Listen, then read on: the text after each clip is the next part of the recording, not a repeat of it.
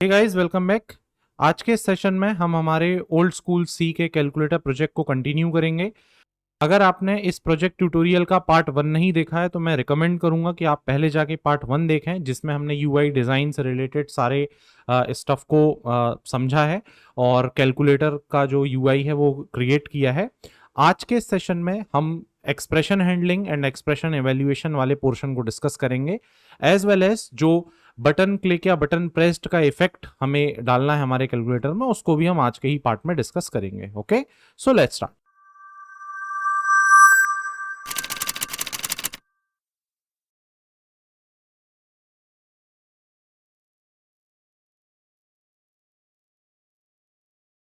Okay, तो last tutorial में हमने यहां तक इसे कोड किया था। हमने ये क्रिएट सेक्शन फंक्शन बनाया था, ड्रॉ बटन फंक्शन बनाया था, इनके लॉजिक्स देखे थे। और अगर हम इसे रन करके देखें तो अभी तक हमारे पास में ये पूरा यूआई में कैलकुलेटर बन के आ चुका है। अब बेसिकली हमको एक्सप्रेशन को हैंडल करने के लिए बेसिकली एक फंक्शन बनाना है। लेट्स से हम उस फंक्शन को नाम देंगे गेट एक्सप्रेशन। इस फंक्शन के अंदर हम फंक्शन को हैंडल करने का एज वेल एज जो हमारे कैलकुलेटर में जो भी हम एक्सप्रेशन एंटर कर रहे हैं वो दिखे, ये सारे लॉजिक हम उस पर्टिकुलर फंक्शन में कोड करेंगे। वन मोर थिंग, हम सी में कोड कर रहे हैं तो भाई आप यहाँ पर अपने प्रोग्राम में फंक्शन प्रोटोटाइप डिक्लेयर कर सकते हैं ताकि आप फंक्शंस को कहीं भी क्रिएट कर सकें और किसी भी दूसरे फंक्शन में से उसे कॉल कर सकें रिगार्डलेस ऑफ देयर ऑर्डर। तो इससे प्रॉब्लम नहीं जाएगी। ऑल्सो अगर आप चाहें तो किसी फंक्शन का नाम चेंज कर सकते हैं। जैसे फॉर एग्जांपल ये जो क्रिएट सेक्शन फंक्शन है इसका नाम ज़्यादा बेटर डिस्प्ले लेआउट हो सकता है, तो आप इसका नाम डिस्प्ले लेआउट कर सकते हैं। और जो भी आप चाहें, अगर आपको ड्रॉ बटन फंक्शन का नाम चेंज करना है तो वो भी आप इजीली कर सकते हैं। जैसे मैंने एज ऑफ नाउ यहाँ पे क्रिएट फंक्शन का नाम चेंज किया है, रिनेम किया है डिस्प्ले लेआउट। ठीक, तो ये आपके ऊपर है। अभी हम एक नया फंक्शन बना रहे हैं, लेट्स से गेट एक्सप्रेशन। तो यहाँ पर हम लेंगे गेट एक्सप्रेशन। ये हमने एक फंक्शन बनाया, चलिए इसे कोड करते हैं। ओके, तो हम लेंगे let's say void get expression. इस फंक्शन के अंदर बेसिकली हम एक इंटीजर वेरिएबल बनाएंगे आई। ये आई बेसिकली हम 0 से इनिशियलाइज कर रहे हैं क्योंकि ये इंडेक्स हैंडलिंग के काम में आएगा। किस चीज़ की इंडेक्स हैंडलिंग के काम में आएगा? तो बेसिकली हमारे पास यहाँ पर एक कैरेक्टर एरे होगी जिसे हम बोलेंगे let's say cal string, calculation string को हम एक साइज देते हैं और इसे इनिशियली हम नल से इनिशियलाइज करते हैं। तो इसके अंदर हम सिंपली एक सिंगल नल कैरेक्टर पास करेंगे। ये कंसेप्ट से आप लोग आई होप फैमिलियर होंगे। अगर मैंने एक सिंगल कोई कैरेक्टर इनिशियलाइज कर दिया है, ये बेसिकली यहाँ पर जो हमने इसका इनिशियलाइजेशन दिया है, आपकी पूरी के पूरी ये जो एरे है ये अब नल कैरेक्टर से इनिशियलाइज हो जाएगी। स्ट्रिंग में null character end of string marker होता है, तो बेसिकली जहां पे नल कैरेक्टर आता है उसके बाद की स्ट्रिंग काउंट नहीं होती, या बेसिकली वो मानी नहीं जाती है ना, आपका कंपाइलर उसको स्ट्रिंग का पार्ट नहीं मानता। तो यहाँ पर हमने अपनी इस स्ट्रिंग को अभी नलिफाई कर दिया है, इसके अंदर अभी कुछ भी नहीं है। हमें एक वेरिएबल की और जरूरत पड़ेगी, लेट्स से प्रेस्ड की। इस पर्टिकुलर वेरिएबल में हम जो यूजर की एंटर करेगा उसे स्टोर करेंगे। अब देखिए, आपके कैलकुलेटर में कंटिन्यूसली बटन्स या कीज प्रेस होंगी कोई भी एक्सप्रेशन एंटर करने के लिए, लेट्स से 5 + 7 8 - 2 इस तरीके से। तो आपका ये जो फंक्शन है इसमें हम एक लूप लगाएंगे, लेट्स से डू वाइल। और ये लूप बेसिकली कब तक चलेगा? तो ये लूप आपका रन करेगा जब तक आपके इस pressed key value not equal to है 13। अब यहां पर 13 क्या है? तो 13 बेसिकली आस्की कोड है एंटर का। ठीक, तो जब तक आप अपने कीबोर्ड से एंटर की को प्रेस नहीं करेंगे तब तक आपका ये लूप कंटिन्यूसली रन करता रहेगा। अब ये प्रेस्ड की वैल्यू कहां से आएगी? तो वो हम इस लूप के अंदर लेंगे। Let's say pressed key is equal to get C H. हम यहां पर pressed key value get C H function का यूज करके ले रहे हैं। Get C H function basically आपके प्रोग्राम्स एग्जीक्यूशन को होल्ड करता है जब तक आप कोई कीबोर्ड से एंटर नहीं करते, और यही की जो की आपने एंटर की होती है वही ये गेट ch फंक्शन रिटर्न करता है।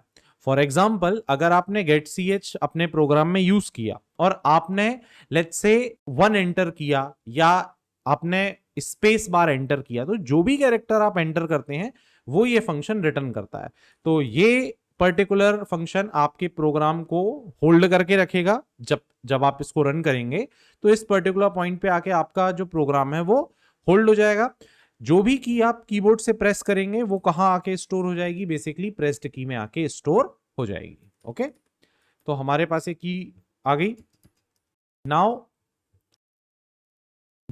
हम यहां पर टेक्स्ट कलर और टेक्स्ट बैकग्राउंड कलर चेंज करेंगे, क्योंकि अभी जो हम प्रिंटिंग कर रहे थे उसमें ब्लू था, हमको अब वापस बेसिकली डिस्प्ले लेआउट वाले सेक्शन में जाके प्रिंटिंग करनी है। तो यहाँ पर हम अपने टेक्स्ट कलर को चेंज करेंगे, लेट्स से वाइट।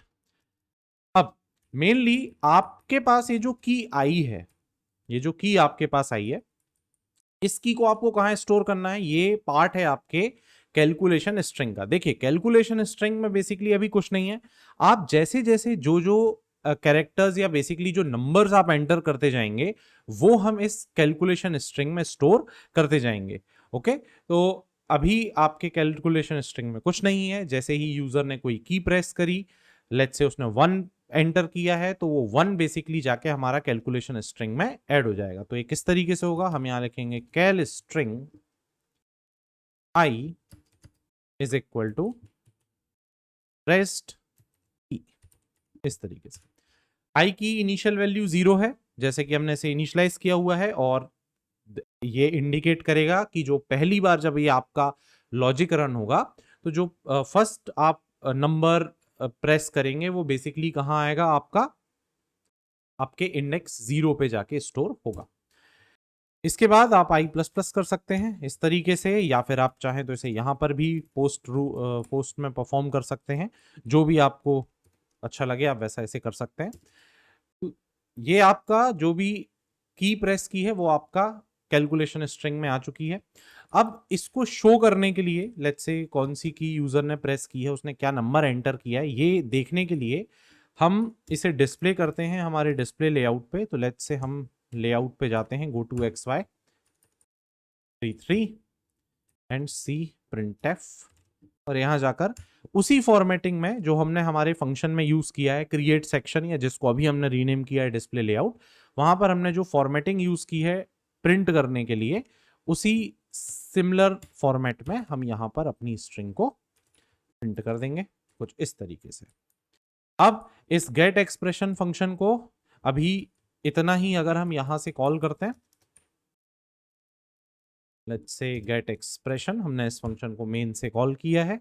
अगर आप इसे अब रन करेंगे तो हमारे सामने ये कैलकुलेटर का UI है, और अब अगर आप कीबोर्ड से कोई की प्रेस करेंगे तो ये आपको यहां पर आपके डिस्प्ले लेआउट वाले सेक्शन में दिखेगा। ओके, तो ये इस तरीके से आप जो भी अब की एंटर कर रहे हैं वो हमें हमारे डिस्प्ले लेआउट में शो होने लगी। ठीक, अब अभी ये जो हमारे पास में बेसिकली जो डिटेल्स या जो नंबर जो भी हम एंटर कर रहे हैं वो शो हो रहा है। इस पर्टिकुलर जो फॉर्मेट है हमारे पास में, जिस वे में हम डेटा को एक्सेप्ट कर रहे हैं, इसमें प्रॉब्लम्स हैं। प्रॉब्लम्स ये हैं कि एज ऑफ नाउ अगर आप देखें तो इसमें मैं कैरेक्टर्स भी एंटर कर पा रहा हूं। जैसे यहाँ पे अगर मैं इसको रन कुछ एंटर करूं तो मैं इसमें कैरेक्टर्स भी एंटर कर पा रहा हूं। साथ में अगर आप कोई ऑपरेटर एंटर कर रहे हैं तो आप मल्टीपल ऑपरेटर्स एंटर कर पा रहे हैं। बल्कि टेक्निकली होना क्या चाहिए कि अगर आपने एक बार प्लस लगा दिया है तो आप अगर मल्टीपल टाइम्स भी प्लस एंटर करते हैं तो वो सिंगल टाइम ही शो होना चाहिए। एज वेल एज अगर मान लीजिए आपने गलती से कोई ऑपरेटर लगाया, आपने प्लस की जगह आपको माइनस लगाना था, तो यहां पर माइनस उसके बाद नहीं उसके प्लेस पे आना चाहिए। सिमिलरली डेसिमल पॉइंट का एक ही बार डेसिमल आना चाहिए किसी नंबर में। तो ऐसे अभी जो हम जिस फॉर्म में डेटा को एक्सेप्ट कर रहे हैं, यहाँ पे एक्सप्रेशन को एक्सेप्ट कर रहे हैं, इसमें कुछ प्रॉब्लम्स हैं, इन्हें हमें रेक्टिफाई करना होगा। तो एक एक करके चलिए डील करते हैं कि भाई किस तरीके से काम करेगा। ओके, तो ये हमारा फंक्शन है। चलिए देखते हैं क्या क्या हमको डील करना है। लेट्स से एक टू डू बनाते हैं, एक्सप्रेशन हैंडलिंग। चलिए पहली चीज या पहला जो हमको यहाँ पर इनपुट रेक्टिफिकेशन परफॉर्म करना है वो क्या है कि सिर्फ डिजिट होने चाहिए, तो हमको डिजिट चेकिंग परफॉर्म करनी होगी। ओके, सेकंड हमें बैक स्पेस का लॉजिक चाहिए कि अगर आपने कोई नंबर लिख दिया है और आप उसको डिलीट करना चाहते हैं तो आपके पास बैक स्पेस या डिलीट करने का लॉजिक हो। और हमारे पास में डेसिमल पॉइंट चेकिंग का फंडा होना चाहिए कि भाई नंबर में अगर डेसिमल पॉइंट है तो एक ही लगे, दो चार नहीं लग जाए एक ही नंबर में, 7.2.4 ऐसा ना हो, 7.4 इस तरीके से होगा ना। तो ये हमारे पास में एक चीज होगी। और इसके अलावा बेसिकली ऑपरेटर्स का हमको देखना होगा। ठीक, ऑपरेटर्स अगर प्लस लगा है और आप उसके बाद अगर मल्टीपल टाइम्स प्लस एंटर कर रहे हैं तो वो सिर्फ एक सिंगल शो हो। एज वेल एज अगर आपने लेट्स से प्लस एंटर किया है और गलती से आपने लगा दिया है तो उसकी जगह आप माइनस या कुछ और एंटर कर सकें, है ना। तो ये अपन को देखना पड़ेगा। तो ये चार चीजें हम यहाँ पर देखेंगे। चलिए तो सबसे पहले बात करते हैं भाई डिजिट चेकिंग की, कि ये डिजिट वाला जो लॉजिक है हम ये कैसे चेक करेंगे। तो देखिए इसके लिए हम ये जो प्रेस्ड की में हमारे पास टेक्निकली वो कैरेक्टर है जो यूजर ने एंटर किया। देखिए जब भी कीबोर्ड से कोई बटन या कोई की प्रेस होगी तो टेक्निकली उसका आस्की कोड हमारे पास में आएगा। अगर वो कैरेक्टर होगा तो कैरेक्टर का आस्की कोड आएगा, अगर उसने नंबर प्रेस किया होगा तो नंबर का आस्की कोड आएगा। ठीक है, फॉर एग्जांपल जैसे 0 का आस्की कोड होता है 48। तो इस तरीके से हम फिल्टरिंग परफॉर्म कर सकते हैं। इसके लिए आप खुद का लॉजिक भी बना सकते हैं कि भाई आप 0 से लेके 9 नंबर्स के बीच में फिल्टरिंग परफॉर्म कर सकते हैं, या फिर इस डिजिट फंक्शन को हम यूज कर सकते हैं। इस डिजिट फंक्शन बेसिकली हमको ये बताता है कि आपने जो भी आप कैरेक्टर टेस्ट कर रहे हैं वो डिजिट है या नहीं। ठीक, तो यहां पे हम लिखेंगे इज डिजिट और इसके अंदर हम पास करेंगे प्रेस्ड की। ये फंक्शन आपको ट्रू 1 रिटर्न करेगा, बेसिकली ट्रू रिटर्न करेगा कब, जब आपका ये प्रेस्ड की में कोई डिजिट हो। ओके, तो हमने इसे इफ के अंदर डाला हुआ है।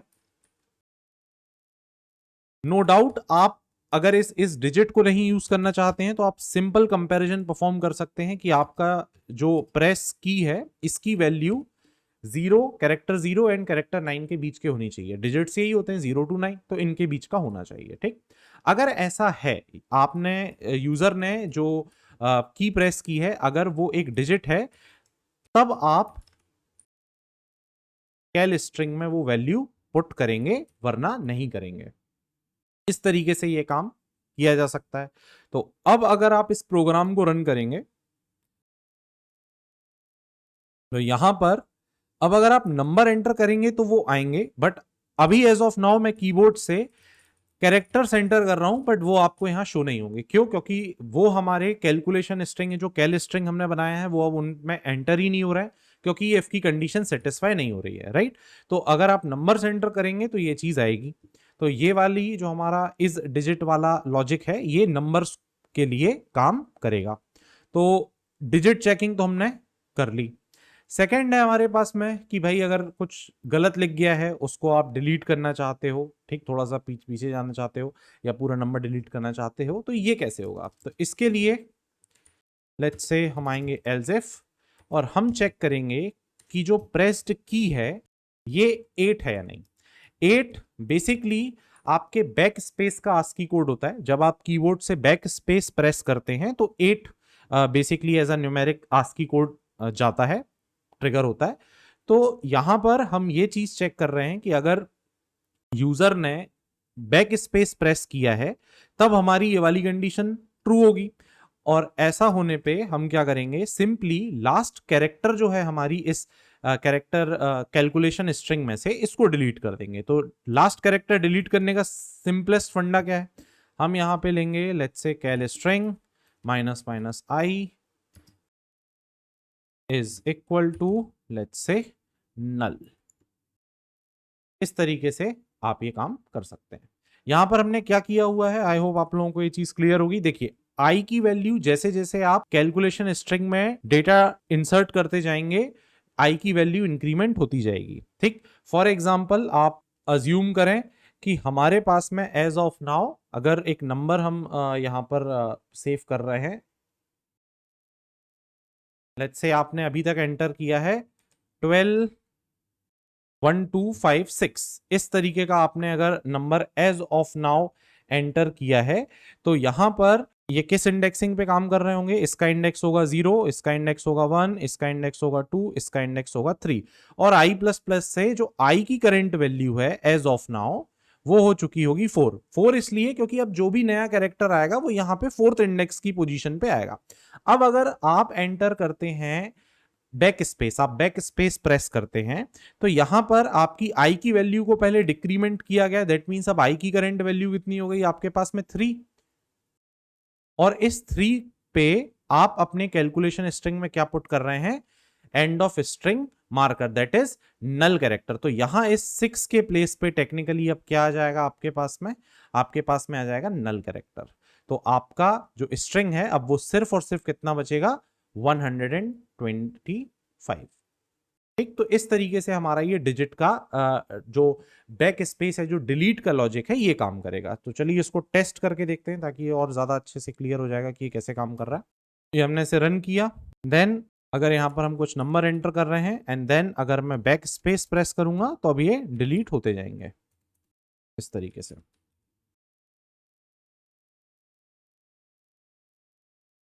इस तरीके से आप अपने अकॉर्डिंग इसमें और रेक्टिफिकेशंस लगा सकते हैं। अगर आपको और किसी चीज की रिक्वायरमेंट लगती है तो आप वो काम भी यहाँ कर सकते हैं। बट ये हमारा बेसिकली जो डिलीशन है बैक स्पेस, ये लॉजिक यहाँ पे काम करने लगा। ओके, नाउ तो अभी तक हमने बेसिकली ये बैक स्पेस या डिलीट वाला जो लॉजिक है ये भी हमने हैंडल कर लिया है, ये भी हमने इसको बना लिया है। थर्ड हमें देखना है डेसिमल पॉइंट वाला। दैट मीन्स अगर आप कोई नंबर एंटर कर रहे हैं, फॉर एग्जांपल 1 पॉइंट, तो अगर आपने एक बार डेसिमल पॉइंट का यूज कर दिया है तो वो सिर्फ और सिर्फ एक बार ही यूज हो। जैसे यहां पर अगर अभी आप अगर देखें तो अगर मैं लिख रहा हूं लेट्स से 12 पॉइंट, तो 12 के बाद में पॉइंट जो आए वो सिर्फ एक बार ही आए, मल्टीपल टाइम्स ना आए। इस तरीके के हमको काम करना है। इसको किस तरीके से हैंडल किया जा सकता है? तो यहां पर इसको हैंडल करने के लिए हम लेंगे एल्स इफ और चेक करेंगे कि भाई जो प्रेस्ड की है ये आपकी पॉइंट है या नहीं। ठीक, इसके अलावा हमें एक वेरिएबल की और यहां जरूरत पड़ेगी, एक फ्लैग वेरिएबल की जरूरत पड़ेगी।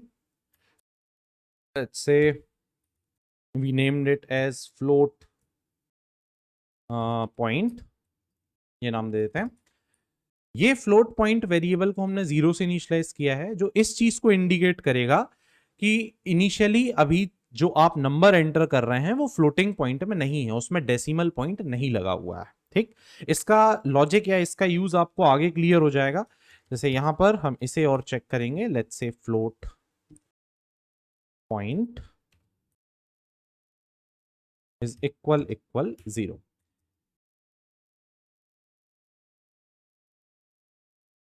ये चीज, ये जो हमने यहां किया है, यही एक्चुअली आपके मल्टीपल टाइम्स ये जो डेसिमल है इसे प्रिंट होने से रोकेगा। ओके, क्योंकि जैसे ही एक बार यूजर डॉट या डेसिमल पॉइंट एंटर करेगा, हमारी ये वाली कंडीशन ट्रू होगी, फ्लोट पॉइंट की इनिशियल वैल्यू 0 है, और हम इस ब्लॉक में आते ही सबसे पहले फ्लोट पॉइंट की वैल्यू 0 से चेंज करके कितनी करेंगे?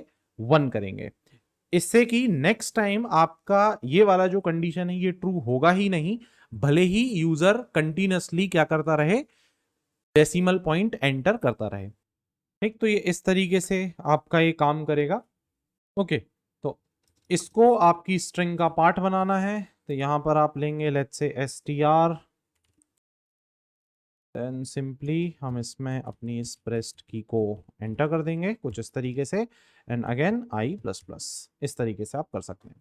अब एज ऑफ नाउ अगर आप इस लॉजिक को रन करेंगे, अपने प्रोग्राम को रन करेंगे, लेट्स से 12 पॉइंट, तो ये आपके पास में डेसिमल पॉइंट आ रहा है। अब अगर मैं कंटिन्यूअसली ये डेसिमल पॉइंट प्रेस करता रहूं तो भी आपके जो डिस्प्ले है बेसिकली, ये जो आपका एक्सप्रेशन है उसमें ये सिर्फ एक सिंगल टाइम ही शो होने वाला है।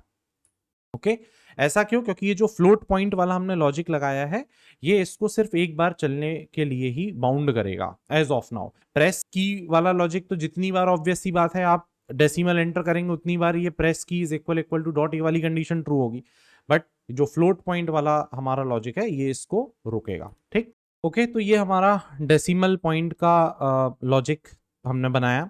यहाँ पर एक चीज ध्यान देने वाली जरूर है, अगर हम इस प्रोग्राम को रन करते हैं, लेट्स से ये हमने से रन किया, अब यहाँ पर अगर आप कोई नंबर एंटर कर रहे हैं 36 और आपने इसके बाद में एंटर किया डेसिमल पॉइंट, अब डेसिमल पॉइंट मान लीजिए आपने बाय मिस्टेक एंटर कर दिया था, आपने इसे बैक स्पेस से क्लियर कर दिया। अब यहां पर आप अगर दोबारा डेसिमल पॉइंट लगाने की कोशिश करेंगे तो ये लगेगा नहीं। ऐसा इसलिए है, इसके पीछे एक छोटा सा लॉजिक है भाई। आप यहां पर डेसिमल पॉइंट को एंटर करते ही फ्लोट पॉइंट की वैल्यू को 0 से 1 चेंज कर रहे हैं। ओके यहां पर जो हमने किया हुआ है कि ये फ्लोट पॉइंट की वैल्यू आपकी 0 से 1 हो जाती है। जैसे ही आप बैक स्पेस प्रेस करेंगे हमारा ये वाले लॉजिक से जो हमारा बेसिकली डेसिमल पॉइंट है वो तो हमारे कैलकुलेशन स्ट्रिंग में से रिमूव हो जाएगा, लेकिन ये फ्लोट पॉइंट की वैल्यू रीसेट नहीं होगी। और इसकी वैल्यू रीसेट नहीं होगी तो ये वाली कंडीशन हमारी कभी भी ट्रू होगी ही नहीं। तो इसके लिए हमें हमारे बैक स्पेस वाले लॉजिक को थोड़ा सा मॉडिफाई करना पड़ेगा। किस तरीके से काम करेगा तो इसको देखें। हम यहां पर अपने बैक स्पेस वाले लॉजिक पे काम करेंगे। लेट्स से इसको सबसे पहले लेट्स से आई की वैल्यू को डिक्रीमेंट कर लेते हैं और हम यहां पर सिंपली एक चेक परफॉर्म करेंगे। मैं लग करता हूं एज ऑफ नाउ। हम यहां एक चेक परफॉर्म करेंगे, if cal string I is equal to decimal point. देखिए हमने आई की वैल्यू को डिक्रीमेंट किया है तो टेक्निकली अब ये लास्ट कैरेक्टर को रिप्रेजेंट कर रही है, जो भी लास्ट आपने नंबर या ऑपरेटर या डेसिमल पॉइंट जो भी आपने दिया होगा वो ये इंडिकेट करेगा। अगर वो डेसिमल पॉइंट है तो हमें सिर्फ क्या करना है, हमें इस फ्लोट पॉइंट वाला जो हमारा वेरिएबल है इसकी वैल्यू को रीसेट कर देना है 0 पे, दैट्स इट। बाकी जो हमारा डिलीशन हो रहा था वो बिल्कुल वैसा ही होगा। Let's say I is equal to let's say null, कुछ इस तरीके से, दैट्स इट। अब इसमें हमारा जो बैक स्पेस का बाकी किसी नंबर के लिए कोई फर्क नहीं पड़ेगा, ये बिल्कुल वैसे ही काम करेगा। डेसिमल वाले केस में हम चेक कर लेंगे कि लास्ट पॉइंट डेसिमल था क्या, जिस कैरेक्टर को आप डिलीट कर रहे हो वो डेसिमल पॉइंट है क्या। अगर ऐसा है तो हम फ्लोट पॉइंट की वैल्यू को रीसेट करेंगे 0 के लिए। ठीक, तो अब अगर आप इस प्रोग्राम को रन करके देखेंगे, लेट्स से 45 पॉइंट और ये पॉइंट को हमने क्लियर किया। अब आप इसमें फिर से ये चीज लगा सकते हैं। ठीक, तो ये इस तरीके से हमारा ये डेसिमल पॉइंट वाला लॉजिक भी कंप्लीट है। आप इस चीज को हैंडल कर पा रहे हैं। ओके, तो डेसिमल पॉइंट हमने हैंडल कर लिया, ये 3 चीजें हम कर चुके हैं। लास्ट है हमारे पास में ऑपरेटर्स को हैंडल करना, कि अगर आप ऑपरेटर्स एंटर कर रहे हैं तो वो एंटर हो सेम ऑपरेटर एक बार आए एक्सप्रेशन में, और अगर आप उसको चेंज कर रहे हैं फॉर एग्जांपल प्लस के प्लेस पे आप मल्टीप्लाई परफॉर्म कर रहे हैं तो वहां पर वो एक्सप्रेशन अपडेट हो अकॉर्डिंगली। ओके, तो इस चीजों को हम देखेंगे। इसे हम किस तरीके से करेंगे, तो यहां पर हम लेट्स से एक और ब्रांच क्रिएट करते हैं, else if.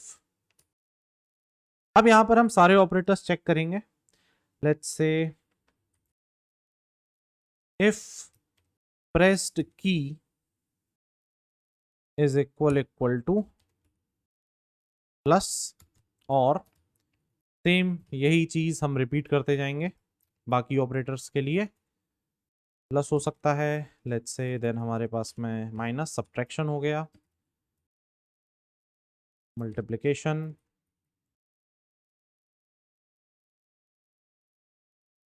And let's say division. ठीक, एज ऑफ नाउ हम ये 4 ऑपरेटर्स ले रहे हैं। अगर मान लीजिए आप अपने कैलकुलेटर की फंक्शनैलिटी को इंक्रीज करते हैं तो उसके अकॉर्डिंग आप ऑपरेटर सेट करेंगे और लॉजिक भी यहाँ पर उसके अकॉर्डिंग बढ़ेगा। ठीक, तो ये हमारे पास में हमने कंडीशन ली कि अगर मान लीजिए प्लस माइनस मल्टीप्लाई डिवाइड में से कोई चीज प्रेस होती है, कोई की यूजर एंटर करता है, तब हमें क्या परफॉर्म करना है। पहली चीज जो यहाँ पर हमें परफॉर्म करनी है वो ये है कि अगर कोई ऑपरेटर प्रेस हो रहा है दैट मींस दूसरा नंबर स्टार्ट होगा। ठीक, फॉर एग्जाम्पल यहाँ पर अगर आपने लिखा हुआ है 12.0 प्लस, तो जैसे ही ये प्लस दबा दैट मीन्स अब आप दूसरा नंबर कोई एंटर कर रहे हैं, तो आपको सबसे पहले दूसरे नंबर में भी डेसिमल पॉइंट आ सके, इसके लिए आपको अपने ये फ्लोट पॉइंट वेरिएबल को रीसेट करना होगा। तो यहां पर हम सबसे पहली चीज यही परफॉर्म करेंगे कि भाई इधर पे आप ले लेंगे float point is equal to 0। ये हमने इसकी वैल्यू रीसेट कर दी, एक रीसेट ये हमने कर दिया। अब जो सेकंड चीज जो हमें डील करनी है, जो सेकंड प्रॉब्लम है जो हमारे साथ में ऑपरेटर्स में, वो ये कि अगर कोई ऑपरेटर प्रेस हुआ है तो वो सिर्फ एक बार ही आए। आई होप आप लोग इस चीज को समझ पा रहे हो। एक बार ही आए का सिंपल सा मेरा कहने का मतलब ये है कि अगर यहाँ पे मैंने एक नंबर दिया 14 और अब यहाँ पर है प्लस, तो अब अगर मैं कीबोर्ड से प्लस के प्लेस पे लेट्स से मल्टीप्लाई एंटर करता हूं, तो वो मल्टीप्लाई यहां ना आ जाए। टेक्निकली क्या होना चाहिए, ये जो आपका प्लस है इसके प्लेस पे आपके पास में अब क्या आना चाहिए, मल्टीप्लाई आना चाहिए। अगर मल्टीप्लाई मैंने ऐसा लगा रखा है और इसके बाद मैं instantly let's say divide enter करता हूं, तो इसके प्लेस पे हमारे पास में क्या आना चाहिए, डिवाइड आना चाहिए। ठीक, ये हमें करना है पहली चीज। सेकंड, अगर यहां पर कोई ऑपरेटर है, जैसे एज ऑफ नाउ यहां डिवाइड ऑपरेटर मैंने लगा दिया है, अब मैं कीबोर्ड से कितनी बार भी डिवाइड ऑपरेटर प्रेस करूं, ये यहां एक सिंगल ही होना चाहिए। ठीक, तो ये चीज हमें हैंडल करनी होगी।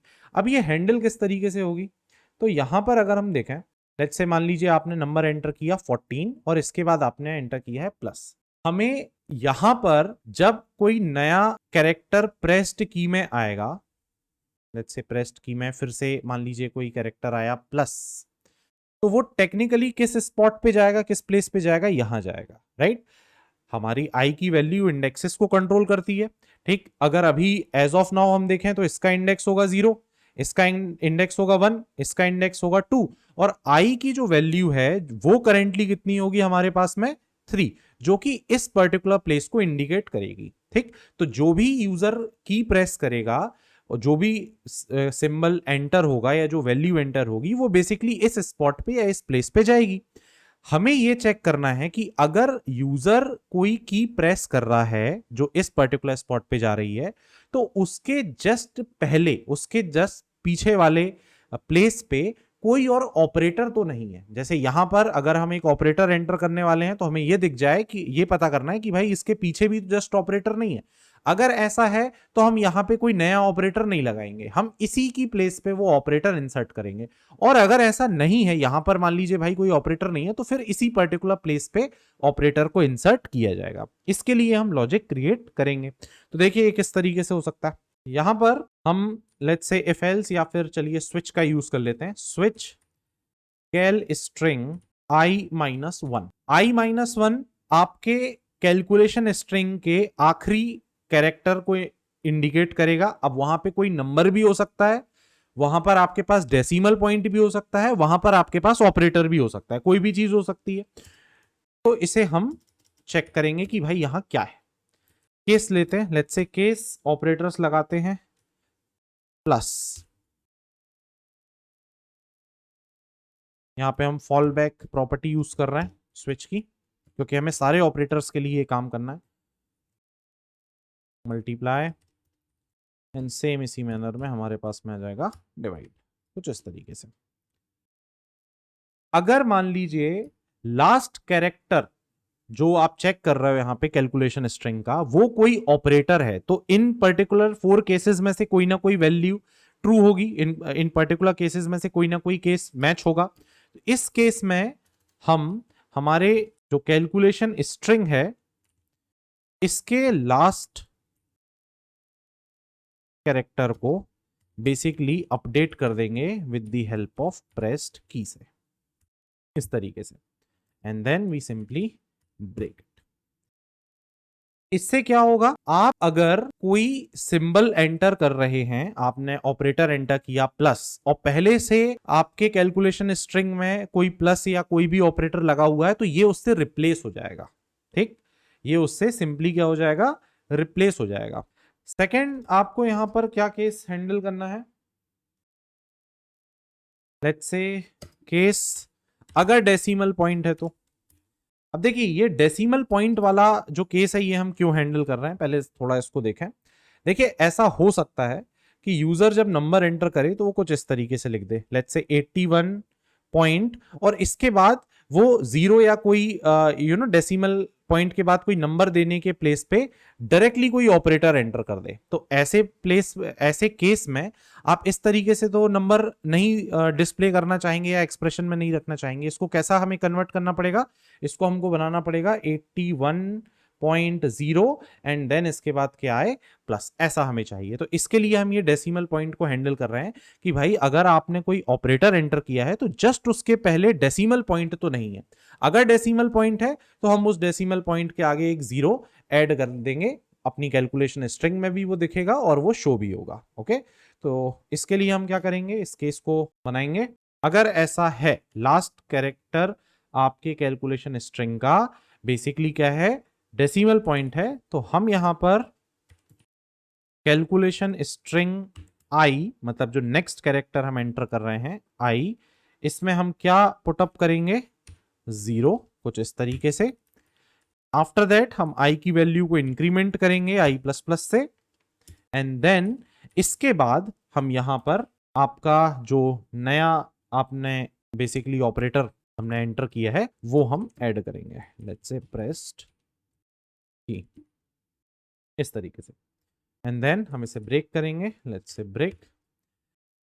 ये इस तरीके से पोस्ट इंक्रीमेंट आई में किया है, या फिर आप यहां पर आई यूज करके बाद में आई को पोस्ट इंक्रीमेंट करो, ये दोनों सेम ही चीज है। आई होप ये आप लोगों को क्लियर होगा, इंक्रीमेंट डिक्रीमेंट ऑपरेटर्स की वर्किंग क्लियर होगी आपको। अगर नहीं है तो आप इससे रिलेटेड ट्यूटोरियल को एक बार चेक कर सकते हैं। ऑपरेटर्स में ग्रिप कमांड अपनी बहुत अच्छी रखिएगा हमेशा, इनमें कोई कंफ्यूजन नहीं होना चाहिए। ये हमने सारे ऑपरेटर्स एंटर किए। अब अगर मान लीजिए ऐसा नहीं है, दैट मींस यूजर ने जो नंबर एंटर किया है वो एक प्रॉपर वैलिड फॉर्मेट में है, उसने 14 इसके बाद कोई ऑपरेटर एंटर किया है, या फिर लेट्स से 15.2 इसके बाद उसने कोई ऑपरेटर एंटर किया है, तो ये वैलिड फॉर्मेट है। इसमें आपके प्लस के पहले भी कोई ऑपरेटर नहीं है और ये डेसिमल वाला भी यहाँ पे फंडा नहीं है। तो इस केस में आपको क्या करना है, इसको डायरेक्टली अपने कैलकुलेशन स्ट्रिंग में ऐड करना है। तो ये वाली चीज को हम क्या करेंगे, डिफॉल्ट केस में कोड कर सकते हैं। तो यहां पर हम लेंगे let's say default and then calculation string cal str i is equal to pressed key and simply वही आई प्लस प्लस, जो चाहे वो यूज कर सकते हैं, यहां पे भी कर सकते हैं, यहां पे भी कर सकते हैं। ओके, तो इस तरीके से आप ये काम करेंगे। अब अगर आप इस लॉजिक को रन करते हैं, नंबर एंटर हो रहे हैं, यहां पर आपने एक सिंबल एंटर किया, देखिए मैंने प्लस एंटर किया है। अब मैं कीबोर्ड से कितनी बार भी प्लस एंटर करूं वो चेंज नहीं होगा। प्लस की प्लेस पे अगर मैं मल्टीप्लाई एंटर करूंगा तो वो उसी प्लेस पे आया, मल्टीप्लाई की जगह अगर मैं इमीडिएटली डिवाइड डाल दूंगा तो वो उसी प्लेस पे आएगा। मल्टीपल ऑब्जेक्ट्स ऑपरेटर्स हमें यहां पर नहीं मिलेंगे। इसके अलावा अगर यहां पर हम कुछ ऐसा लिखते हैं, अगर ये मैं डेसिमल पॉइंट लगा रहा हूं और इसके बाद अगर मैं कोई ऑपरेटर दे रहा हूं तो ऑटोमेटिकली उसमें जीरो ऐड होके आएगा। तो इस तरीके से आप पूरा एक्सप्रेशन अब दे सकते हैं। ये हमारा एक्सप्रेशन हैंडलिंग वाला पोर्शन कंप्लीट है। यहां पर आपका ये जो एक्सप्रेशन है ऑलमोस्ट कंप्लीट है, इसमें एक दो चीजें और है जो हम अभी देखेंगे। ये हम इस तरीके से यहां पर करेंगे। ठीक, तो ये आपका एक पूरा कंप्लीट एक्सप्रेशन है। आपका बैक स्पेस इस पे प्रॉपर काम करेगा, कैरेक्टर्स आपके एंटर नहीं होंगे, सिर्फ डिजिट और प्लस माइनस मल्टीप्लाई डिवाइड यही सारी चीजें यहाँ पे एंटर होंगी। एक ऑपरेटर के ऊपर दूसरा ऑपरेटर कोई नहीं लगेगा, ये बेसिकली उसको रिप्लेस करेगा। डेसिमल पॉइंट वाला लॉजिक हम लोग देख चुके हैं, इस तरीके से काम करेगा। नो डाउट इसमें आप और काम कर सकते हैं और चीजें इसमें जोड़ सकते हैं, धीरे धीरे आप इसमें और भी चीजें ऐड कर सकते हैं, जो जो आप लोगों को इसमें लगे वैसा किया जा सकता है। इवन और फंक्शनैलिटी भी इस चीज में डाली जा सकती है। यहां पर दो चीजें और हैं देखने के लिए। जैसे पहला, अगर ऑपरेटर हैंडलिंग से ही मैं बात करूं, जैसे अभी तक अगर हम यहाँ पे देख रहे हैं कि हमने भाई ऑपरेटर से रिलेटेड ये जिस तरीके से ये एंटर हो रहे थे, इन सारी चीजों को हमने प्रॉपरली हैंडल कर लिया है।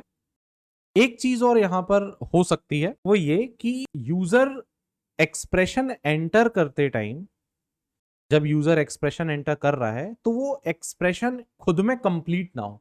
खुद में कंप्लीट का सिंपल सा मतलब ये है कि देखिए जैसे अगर यूजर ने एंटर किया 13 + 2 × 4, तो इस पूरे एक्सप्रेशन को हम सॉल्व करके इसका आंसर देंगे। ओके, इसका हम आंसर दे देंगे कि भाई ये कैसे है, इवेल्युएट करके हम इसका आंसर देंगे।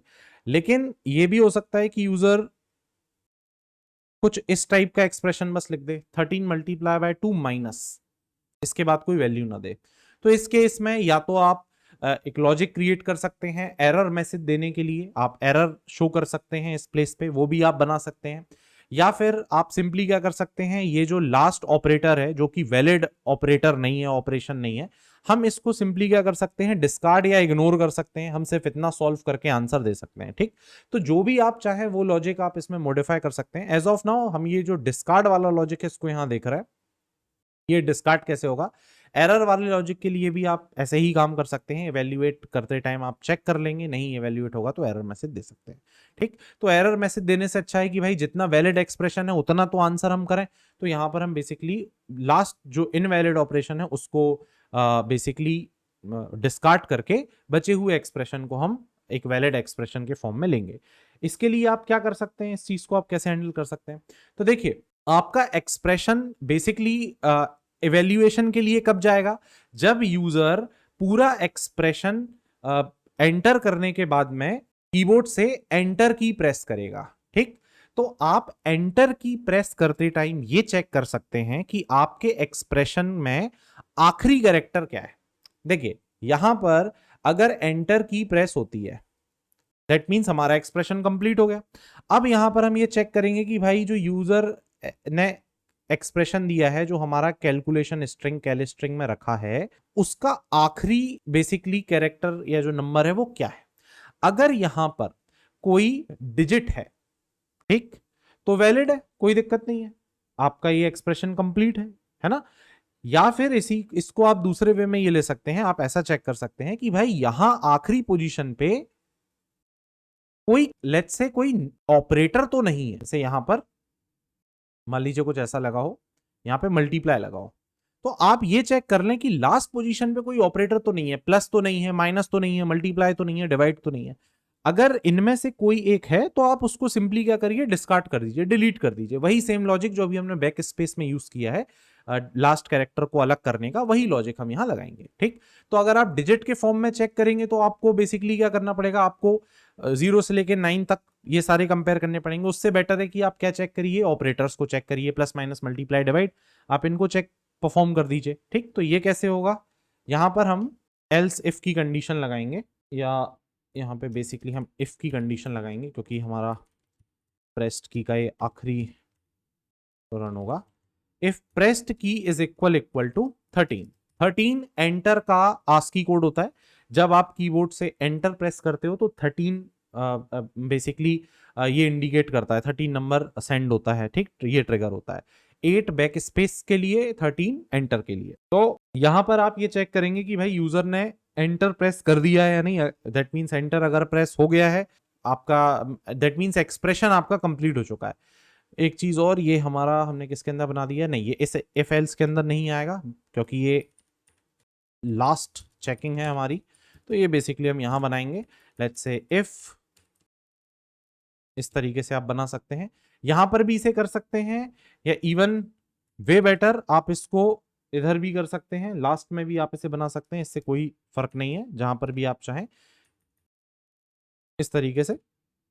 If pressed key is equal to 13, अगर आपकी की जो है वो 13 है तो आप क्या करेंगे, आप यहां पर क्रॉस चेक करिए आपके ऑपरेटर्स को कैसे होंगे कि भाई इफ कैर स्ट्रिंग, सेम वही लास्ट कैरेक्टर चेक करना है, तो i-1 is equal two plus, जो अभी हमने ऊपर परफॉर्म किया था। और बाकी के ऑपरेटर्स को यहां पे चेक करेंगे, लेट्स से सब्ट्रैक्शन, माइनस और मल्टीप्लाई या फिर डिवाइड। इन चार में से तो कोई नहीं है। अगर इन चार में से कोई आखिरी पोजीशन पे है तो आपको क्या करना है, सिंपली उसे रिमूव कर देना है। तो यहां पर आप लेंगे cal string i-1 is equal to null, इस तरीके से।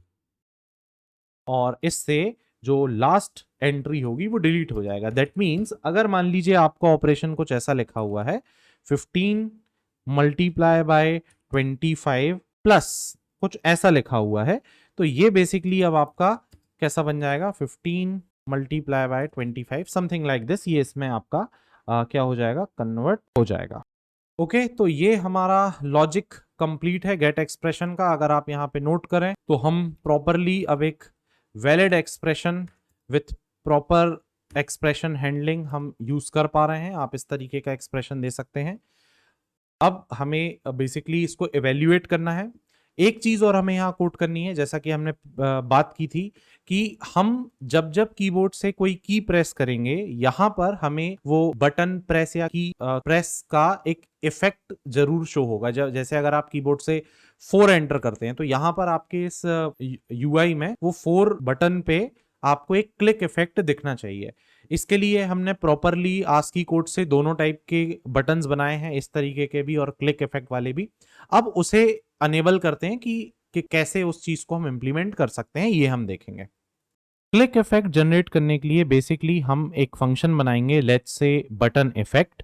इस बटन इफेक्ट में से हम हर बटन के लिए ड्रॉ बटन फंक्शन को 2 बार कॉल करेंगे। जब भी यूजर कोई की प्रेस करेगा तो ड्रॉ बटन फंक्शन 2 बार कॉल होगी। एक बार ड्रॉ बटन फंक्शन कॉल होगा प्रेस्ड इफेक्ट के साथ में, that means pressed is equal to 1 value हम पास करेंगे, जिससे कि हमारे पास में जो बटन है वो प्रेस्ड फॉर्म में क्रिएट होके आए। एंड उसके बाद हम इस बटन को नॉर्मलाइज करने के लिए फिर से ड्रॉ बटन फंक्शन कॉल करेंगे with pressed is equal to 0। Pressed key value हम 0 यहां पर पास करेंगे। और इन दोनों कॉल्स के बीच में, ये दो ड्रॉ बटन्स के कॉल के बीच में हम एक डिले फंक्शन क्रिएट करेंगे, जो कि इन दोनों फंक्शन की कॉलिंग में थोड़ा सा डिले क्रिएट करेगा, जिससे कि हमें बटन क्लिक इफेक्ट देखने को मिलेगा। इस डिले फंक्शनैलिटी के लिए हम एक डिले लॉजिक क्रिएट करेंगे, और या फिर अगर आप डॉस एनवायरनमेंट में है, dos.h हेडर फाइल का आपके पास सपोर्ट है, तो आप उसमें जो डिले फंक्शन होता है उसे भी यूज कर सकते हैं। ओके तो चलिए देखते हैं कैसे करेंगे हम। ओके तो चलिए हमारा बटन इफेक्ट फंक्शन हम क्रिएट करते हैं। सबसे पहले इसका प्रोटोटाइप डिक्लेयर कर देते हैं, let's say void button effect int. इसको बनाते हैं, यहाँ ऐसे बनाते हैं, कहीं भी बना सकते हैं आप, हम प्रोटोटाइप डिक्लेयर कर चुके हैं तो अब इससे कॉलिंग में कोई प्रॉब्लम नहीं आएगी। चलिए तो यहाँ पर let's say void button effect, और ये एक आर्ग्यूमेंट लेगा, लेट्स से इंट प्रेस्ड की। अब यहाँ पर हम इस प्रेस्ड की वैल्यू को बेसिकली क्या कर लेंगे, स्विच कर लेंगे, जिससे हमें पता चले कि एक्चुअल में कौन सी की प्रेस हुई है। लेट्स से केस 1, अगर मान लीजिए प्रेस्ड की वैल्यू है 1 इस तरीके से, तो यहां पर हम केस 1 के लिए ड्रॉ बटन फंक्शन को 2 बार कॉल करेंगे। ठीक, अब जैसे ये ड्रॉ बटन फंक्शन हम कॉल कर रहे हैं फर्स्ट टाइम, तो फर्स्ट टाइम हमें ये जो इस ड्रॉ बटन फंक्शन 1 के लिए आप कॉल कर रहे हैं, ये ऑब्वियस सी बात है, ये सेम कोऑर्डिनेट्स होंगे वही जो आपने यहाँ यूज किए हैं। तो बेसिकली ये जो हमने कॉलिंग की है, मैं इसको सिंपली कॉपी पेस्ट कर सकता हूँ। तो यहाँ पे मैं आऊंगा, मैं ऐसे सिंपली कॉपी पेस्ट करूंगा ड्रॉ बटन। बस फर्क क्या आएगा, क्योंकि अभी हमें क्लिक या प्रेस्ड इफेक्ट दिखाना है, तो यहाँ पर ये लास्ट आर्ग्यूमेंट हमारा बेसिकली किसका था, प्रेस्ड का था। अगर आप यहाँ फंक्शन को चेक करें हमारे, ये है हमारा ड्रॉ बटन फंक्शन, ये प्रेस्ड था सेम, इसीलिए हम यहाँ पर अभी 0 की जगह क्या पास करेंगे 1, ताकि आपका जो बटन बने वो प्रेस्ड इफेक्ट के साथ बने। देन यहां पर हम डिले जनरेट करेंगे, और इसके बाद में हम इस फंक्शन को फिर से कॉल करेंगे बिल्कुल सेम उसी मैनर में। बस फर्क क्या होगा कि ये नॉर्मल बटन प्रिंट बनेगी, दैट मींस प्रेस्ड इफेक्ट हमें नहीं देना है, एंड हम इसे कर देंगे ब्रेक। अब यहां पर बेसिकली हमको चाहिए एक डिले फंक्शन, आपको एक डिले फंक्शन कोड करना होगा। देखिए अगर आप डॉस एनवायरनमेंट में, आई मीन अगर आप dos.h हेडर फाइल का आपको सपोर्ट है, तो उसके अंदर भी आपके पास डिले फंक्शन आपको मिल जाएगा। बट आप ये बना भी सकते हैं, किस तरीके से बनेगा, तो इसके लिए हम time.h हेडर फाइल का यूज करेंगे। time.h हेडर फाइल का यूज करके हम क्लॉक फंक्शन का यूज कर सकते हैं जिसकी हेल्प से हमें क्लॉक जो टिकिंग फंक्शनैलिटी है वो मिल जाएगी, और उसी की हेल्प से हम बेसिकली थोड़ा सा छोटा सा डिले क्रिएट करने की कोशिश करेंगे। देखिए किस तरीके से काम करेगा। तो एज ऑफ नाउ इसको हम यहीं पे छोड़ रहे हैं। लेट्स से यहाँ पर हम एक फंक्शन देते हैं, लेट्स से डिले, हमने इसका प्रोटोटाइप डिक्लेयर किया void, और इसे बनाते हैं, लेट्स से यहीं बना देते हैं void delay।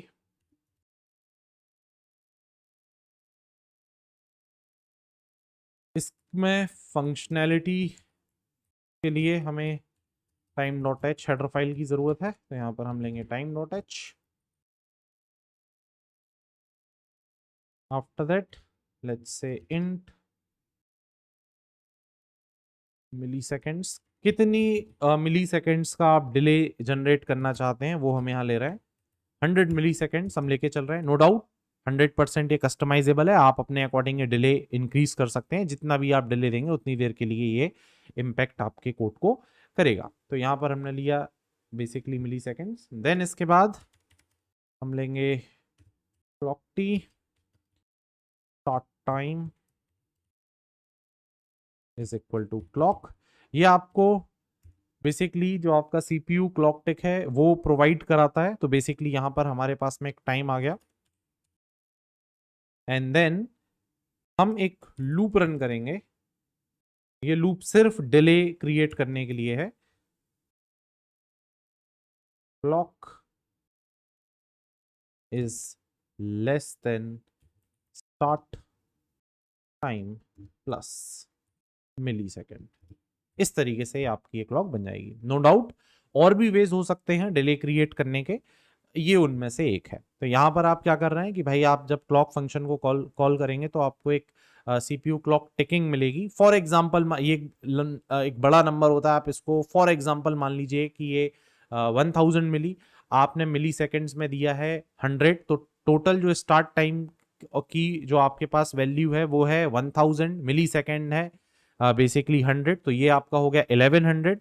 अब आप इस लूप को कंटिन्यू करेंगे कब तक, जब तक क्लॉक की वैल्यू क्या नहीं हो जाती है 1100। तो टेक्निकली आपके पास में 100 मिली सेकेंड का आपको डिले मिलेगा इस पर्टिकुलर फंक्शन से। आप इसे अपने अकॉर्डिंग और कस्टमाइज कर सकते हैं। इस फंक्शन को, ये जो डिले फंक्शन है, इस फंक्शन को हम यूज करेंगे हमारे बेसिकली बटन इफेक्ट फंक्शन के अंदर, इधर दो ड्रॉ बटन्स के बीच में कुछ इस तरीके से। अब ये जब भी आप बटन क्लिक करेंगे और इस बटन इफेक्ट फंक्शन को आप उस पर्टिकुलर प्रेस्ड की से कॉल करेंगे, तब आपको वो इम्पैक्ट यहां दिखेगा। जैसे एज ऑफ नाउ अगर हम इसे रन करते हैं, इस बटन इफेक्ट जो फंक्शन है इसे हम टेस्ट करके देखते हैं कि ये किस तरीके से काम कर रहा है। तो इसे हम कहाँ पे कॉल करेंगे, इसे हम गेट एक्सप्रेशन के अंदर से कॉल कर सकते हैं, जहां पर हमारे पास में यूजर ये प्रेस्ड की के थ्रू इनपुट देने की कोशिश कर रहा है। तो वहीं पर हम इस बटन को टेस्ट करेंगे, इस बटन इफेक्ट फंक्शन को टेस्ट करेंगे, सॉरी। तो यहाँ पर हम आएंगे, देन हम लेट्स से यहाँ पर इसे टेस्ट करते हैं। यहाँ पे हम आउटपुट, जहाँ पे भी आप इसका लेट्स से आउटपुट प्रिंट कर रहे हैं वहाँ पर आप इसको टेस्ट कर सकते हैं। यहाँ कहीं हम दे सकते हैं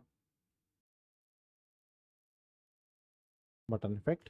नो डाउट इसे आप इस फंक्शन में जब यूजर की एंटर करे उसके बाद आप कहीं पर भी इसे प्रेस कर सकते हैं। तो ये हमने लिया बटन इफेक्ट, और इसके अंदर आप इनपुट कर दीजिए प्रेस्ड की।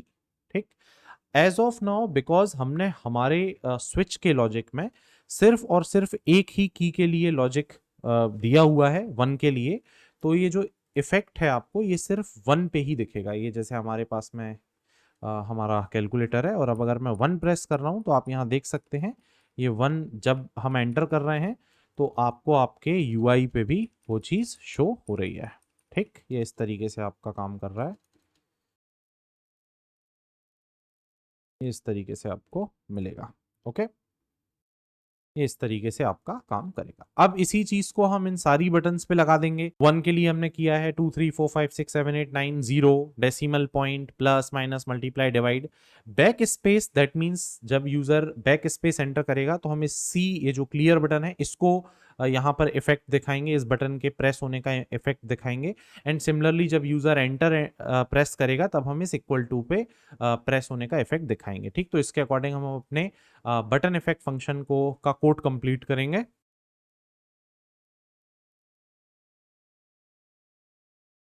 तो ये हमारा फंक्शन कंप्लीट है। यहाँ पर आप देख सकते हैं बैक स्पेस के लिए हमने सी को बेसिकली ट्रिगर किया है, एंड सिमिलरली इक्वल टू के लिए हमने किसे ट्रिगर किया है, एंटर के लिए हमने इक्वल टू को ट्रिगर किया है। तो ये हमारा बटन इफेक्ट कंप्लीट है। अब अगर हम अपने प्रोग्राम को रन करते हैं तो हमको यहाँ पर अब हर की में वो इफेक्ट देखने को मिलेगा। आप जो भी की एंटर करेंगे आपको वो इफेक्ट देखने के लिए मिलेगा।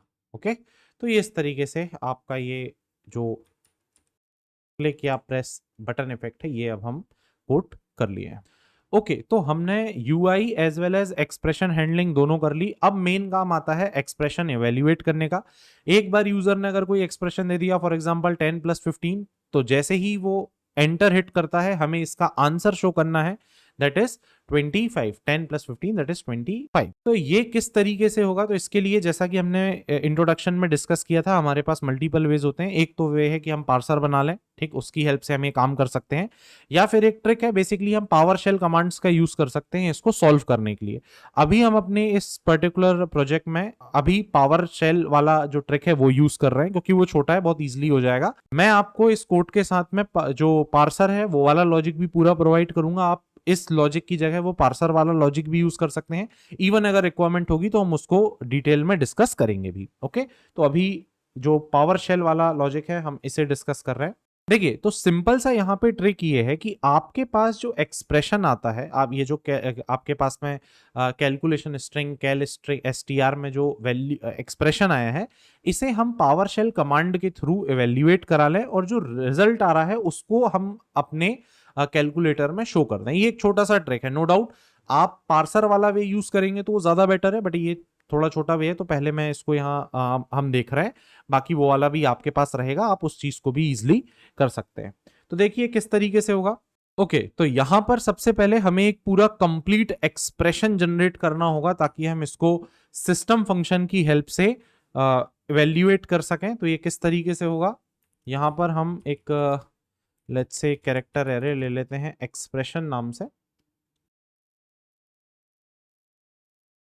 लेट्स से 100, एंड सेम वही इसको भी हम कंप्लीटली नलिफाई करेंगे, 0 से इनिशियलाइज आप बोल सकते हैं। ये हमने किया। एज वेल एज एक कैरेक्टर एरे की और हमें जरूरत पड़ेगी आंसर के फॉर्म में, तो यहाँ पर हम वो भी ले लेते हैं, लेट्स से 30, इस तरीके से।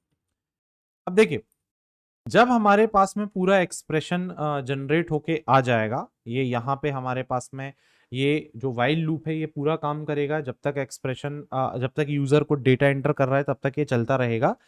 जब यूजर एंटर प्रेस कर देगा तब हमारा प्रोग्राम का जो कंट्रोल है वो बेसिकली इस लूप से बाहर आएगा। ठीक, तो एक्सप्रेशन जो हमें इवेल्युएट करने का लॉजिक देना है वो हमें कहाँ देना है, यहाँ पर देना है। ठीक, क्योंकि ये तो लूप में, ये तो कंटिन्यू एक्सप्रेशन इनपुट लेने के लिए, अब इसके बाद आपको यहाँ एक्सप्रेशन देना है। तो देखिए, सबसे पहले हम क्या करेंगे, एक कंप्लीट पावर शेल एक्सप्रेशन बनाएंगे सॉल्व करने के लिए। तो यहाँ पर हम sprintf का यूज करेंगे। sprintf एक्सप्रेशन, ये वही एरे है जो अभी हमने ऊपर डिक्लेयर की है। देन हम यहाँ पे अपना इस कमांड लिखेंगे, let's say PowerShell.exe %s, let's say simply temp txt,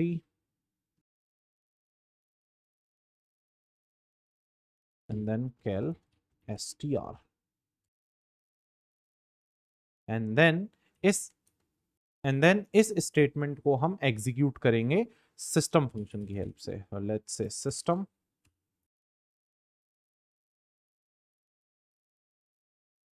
echo off,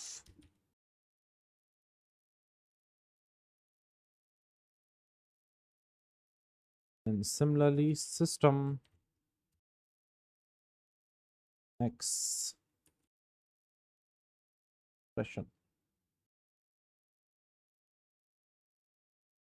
देखिए, यहां पर ये हो क्या रहा है, आप इस चीज को समझें। यहाँ पर हम सबसे पहले एक एक्सप्रेशन रेडी कर रहे हैं जिसमें क्या लिखा होगा, पावर शेल EXE, और जो भी आपका एक्सप्रेशन होगा जिसे आपको सॉल्व करना है, लेट फॉर एग्जांपल इसकी वैल्यू होगा 10+5 है, तो यहाँ पर इस प्लेस पे क्या लिख जाएगा, 10+5। ये पूरा के पूरा जो एक्सप्रेशन है ये आपका इवेल्युएट किया जाएगा सिस्टम कमांड की हेल्प से। यहाँ पर इसका रिजल्ट शो करने की जगह हम इस रिजल्ट को कहाँ सेव कर रहे हैं, एक टेम्प फाइल में, टेम्पररी फाइल में सेव कर रहे हैं। तो जो भी आपका एक्सप्रेशन है उसका आंसर टेम्पररी फाइल में सेव हो जाएगा और आप इस टेम्पररी फाइल को ओपन करके वो जो भी आंसर है आप उसे पढ़ सकते हैं। ये ट्रिक है बेसिकली सिंपल सा। हम इसकी जगह पार्सर यूज करेंगे तो हम यहीं पर हमारे एक्सप्रेशन को इवेल्युएट कर पाएंगे। बट ये भी एक वे है जिसमें आपको बहुत ज़्यादा कॉम्प्लेक्स इवेल्युएशन करने की ज़रूरत नहीं है। आप सिंपली इस कमांड का यूज़ करके भी ये काम अचीव कर सकते हैं। ठीक, तो यहाँ पर हम जैसे ही ये सिस्टम एक्सप्रेशन रन करेंगे, हमारा जो so called complete mathematical expression है वो सॉल्व होके हमें मिल जाएगा, फाइल में वो सेव हो जाएगा। हम अब उस फाइल से डेटा को पढ़ के उसे प्रिंट कर सकते हैं। तो ये देखिए किस तरीके से होगा। लेट्स से fp f ओपन। अब ये fp हमें बनाना पड़ेगा फाइल पॉइंटर, फाइल को ओपन करने के लिए। यहाँ पे आप एक फाइल पॉइंटर बना सकते हैं। Let's say file pointer fp f open. कौन सी फाइल आपको ओपन करनी है तो भाई आप वो मेंशन करें। लेट्स से temp.txt, कुछ इस तरीके से। एंड देन किस मोड पे आपको ओपन करनी है, रीड मोड पे आप ओपन कर लीजिए। देन fgets, डेटा हम इससे रीड करेंगे। Let's say 19 fp। ये हमने फाइल से डेटा रीड कर लिया, फाइल को क्लोज कर दीजिए।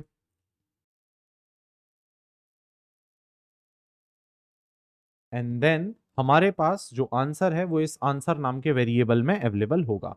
तो अब हमें इसे शो कर देना है। तो ये किस तरीके से शो होगा, आप let's say text background black,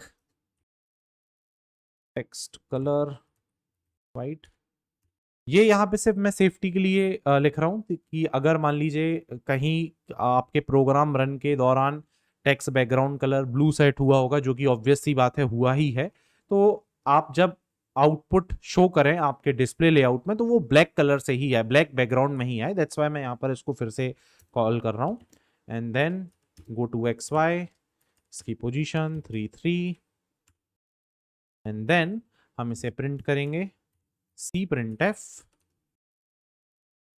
%26, ये फॉर्मेटिंग आंसर, कुछ इस तरीके से आप ये काम करेंगे। आप इस फाइल को यहाँ पे बेसिकली क्लोज कर सकते हैं। इवन आप चाहें तो इस फाइल को रिमूव भी कर सकते हैं क्योंकि एक टेम्पररी फाइल है और हमें इसका और कोई काम नहीं है। ठीक, हमको सिर्फ इससे आंसर रीड करना था और इसे डिलीट कर देना था, तो हम इसे इस तरीके से रिमूव भी कर सकते हैं। ओके, तो बेसिकली यहाँ पर आपने क्या किया है, जब आप इस लूप से बाहर आएंगे तो कैल str में आपके पास एक कंप्लीट एक्सप्रेशन होगा सॉल्व करने के लिए। इस कैल एक्सप्रेशन को हम पावर शेल कमांड के थ्रू सॉल्व करेंगे, सिस्टम फंक्शन के थ्रू हम इस कमांड को एग्जीक्यूट करेंगे जो कि आंसर को एक टेम्पररी फाइल में सेव। ओके, तो चलिए इसको हम रन करके देखते हैं। यहाँ पे थोड़ा फॉर्मेटिंग मैंने सही किया है। चलिए इसे रन करके देखते हैं। ये हमने इसे रन किया। लेट्स से 12 + 2 + 6 + 20, तो ये सही काम कर रहा है। इस तरीके से आपका ये कैलकुलेटर चलेगा। अभी एज ऑफ नाउ ये आपका कैलकुलेटर सिर्फ एक बार ही चलेगा क्योंकि ऑब्वियस सी बात है ये जो गेट एक्सप्रेशन फंक्शन है जिसके अंदर हम इसे इवेल्युएट भी कर रहे हैं, ये सिर्फ हमने एक ही बार यहाँ पर कॉल किया है। अगर आपको इसे रीरन करना है तो आपको अपने इस प्रोग्राम को फिर से रन करना होगा। लेट्स से 4 × 2 + 5, इस तरीके का आप एक्सप्रेशन दे रहे हैं। देखिए जब आप ऐसा कंप्लीट एक्सप्रेशन देंगे तो बेसिकली जैसा प्रोग्रामर्स कैलकुलेटर में सॉल्व होता है ये वैसा ही सॉल्व होगा। आई होप आप ये चीज तो जानते ही हैं। यहाँ पर ऑपरेटर प्रेसिडेंस के वे पे काम होगा। पहले मल्टीप्लाई ऑपरेटर सॉल्व होगा, उसके बाद आपका प्लस ऑपरेटर सॉल्व होगा। तो इसका जो आंसर है वो बेसिकली क्या आएगा, 8 + 5, है ना। तो जब आप ऐसा कंप्लीट एक्सप्रेशन देंगे तो ये इस तरीके से सॉल्व होगा। नो डाउट आप चाहें तो इसकी फंक्शनैलिटी को स्टैंडर्ड फॉर्म में भी कन्वर्ट कर सकते हैं। आपकी जैसी रिक्वायरमेंट आप वैसा ऐसे चेंज कर सकते हैं। अभी हमने इसे ऐसा बनाया कि आप पूरा एक्सप्रेशन एक बार में दे दीजिए और ये पूरे एक्सप्रेशन को एक बार में सॉल्व करके आपको देगा। ये कैलकुलेटर अभी सिर्फ एक सिंगल टाइम ही रन हो रहा है। आपको अगर इसे मल्टीपल टाइम्स रन करना है तो बेसिकली इस गेट एक्सप्रेशन को हमको क्या करना होगा, बार बार रिपीटेडली रन करना होगा। ठीक, एक लूप में इसे हमें रन करना होगा। तो इसके लिए आप मेन फंक्शन में चेंजेस परफॉर्म कर सकते हैं। हम मेन फंक्शन में लूप लगा सकते हैं। बेसिकली देखिए किस तरीके से काम होगा। यहां पर मेनली हम क्या कर सकते हैं, बेसिकली एक रीसेट ऑप्शन बना सकते हैं। If get C H is equal to 8। अब देखिए ये यहां पर हम क्या कर रहे हैं, नो डाउट इसके भी मल्टीपल वेज हैं। आप इसमें ही डायरेक्ट लूप लगा के लॉजिक को मॉडिफाई कर सकते हैं या इस तरीके से भी कर सकते हैं। एक बार ये एक्सप्रेशन आपको सॉल्व करके दे देगा, ये एक बार आपको एक्सप्रेशन सॉल्व करके दे देगा। इसके बाद अगर यूजर बैक स्पेस प्रेस करता है क्लियर करने के लिए, तब आपका ये वाला लॉजिक काम करेगा। आप यहां पर बैक स्पेस से भी क्लियर करा सकते हैं या फिर आप कोई भी की आप यूज कर सकते हैं इस चीज के लिए। ठीक, आप एस्केप की का यूज कर लीजिए, आप लेट्स से बैक स्पेस की का यूज कर लीजिए, या जिस की का भी आप यूज चाहें वो कर सकते हैं। एज ऑफ नाउ हम बैक स्पेस की का यहां पर यूज करने वाले। तो बैक स्पेस की अगर यूजर एंटर करेगा तो हम यहां पर क्या करेंगे, सबसे पहले let's say button effect generate करेंगे फॉर दी 8 बटन, ताकि आपके कैलकुलेटर में भी वो दिखे कि बैक स्पेस से क्लियर हुआ है।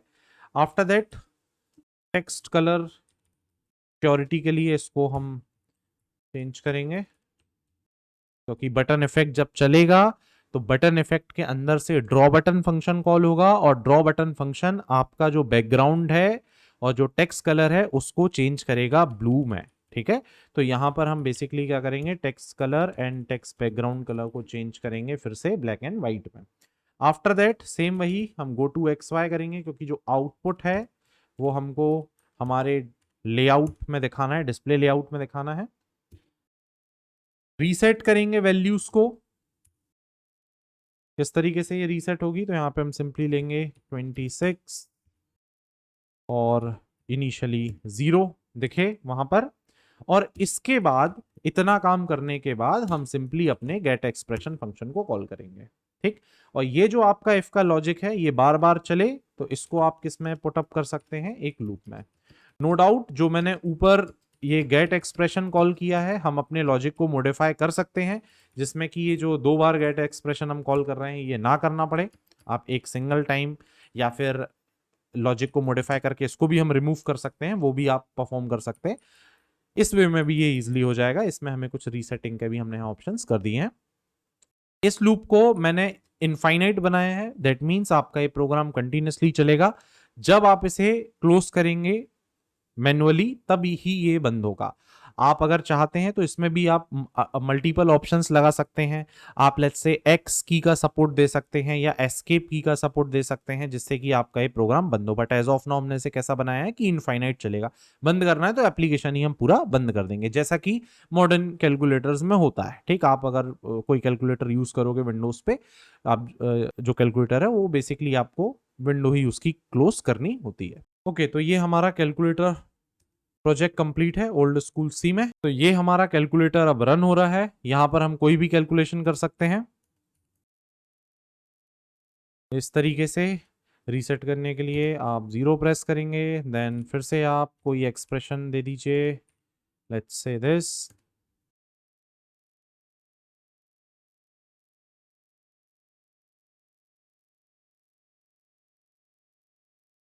कुछ इस तरीके से ये काम करेगा।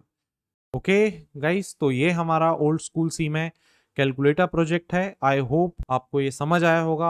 आप इस प्रोग्राम का रेफरेंस लेके, इस ट्यूटोरियल का रेफरेंस लेके इसे बना सकते हैं। कोड्स की लिंक मैं आपको प्रोवाइड कर दूंगा डिस्क्रिप्शन में, आप वहां से कोड को एक्सेस कर सकते हैं। एज वेल एज अगर आपको कोई प्रॉब्लम है इसमें, आप कुछ और वेरिएशंस कर रहे हैं, आप कुछ और मॉडिफिकेशन परफॉर्म कर रहे हैं, या हमें इसमें और कुछ करना चाहिए, तो वो भी हम डिस्कस कर सकते हैं, आप मेरे साथ शेयर कर सकते हैं। आई होप आपको ये समझ में आया होगा क्या लॉजिक हमने इसमें लगाया है, किस तरीके से ये यूआई बनाया है, कैसे ये एक्सप्रेशन सॉल्व हो रहे हैं। Okay, so that's it for this session guys. Please इस चैनल को सब्सक्राइब करें। आई नो बहुत टाइम से इस चैनल पे ट्यूटोरियल्स नहीं आ रहे थे, बट आई अश्योर यू अब ट्यूटोरियल्स इस पे आएंगे। बहुत सारी चीजें इसमें प्लान की हुई हैं।